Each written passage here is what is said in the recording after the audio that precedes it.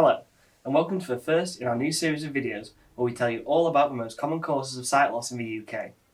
In this series, we deep dive into the causes, how they are treated, and how a person with the diagnosis can live well with it. In this video, we talk about macular degeneration. In this clip, we can see what it would be like to attend a coffee morning with central vision loss caused by macular degeneration. We can see that the peripheral vision is largely unaffected, but can be exacerbated by other conditions such as cataracts, which is also demonstrated here, with the dulling of the colours and the glare from the window seen behind the gentleman on the left. To find out more, I spoke with Gary Flack, Optometrist of the Partially Sighted Society. Can you explain in a little bit more detail what AMD is and what causes it? Okay, so macular degeneration. So the macula is a very small area at the back of your eye. It's responsible for our best vision and also our colour vision. With age, which is the main reason that we get macular degeneration, the cells start to die off and they're not replaced, and as such the retina is less effective at working. So what treatments are available and how effective are they? There are two distinct versions of macular degeneration.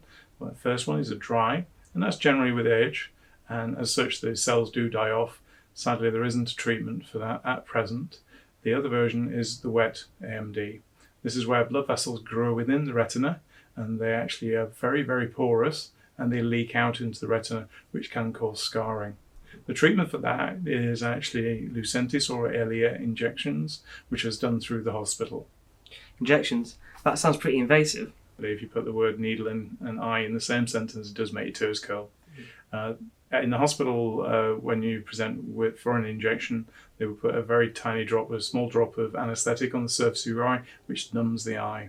We always think of injections, particularly from the films, where the needle is really long, but in fact in this case the needle's 4 millimeters, so probably about the size of 2 widths of a biro. So not too bad in that sense, but because you've actually had the anaesthetic placed on the eye, you won't actually feel it.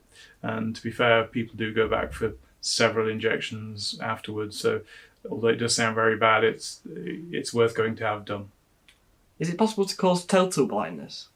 Not total blindness. The macula is a small area in the centre of the vision and is affected, and therefore you can lose vision in that area. The peripheral part of the vision isn't actually affected, so total blindness as we know it, i.e. you can't see anything, doesn't actually happen.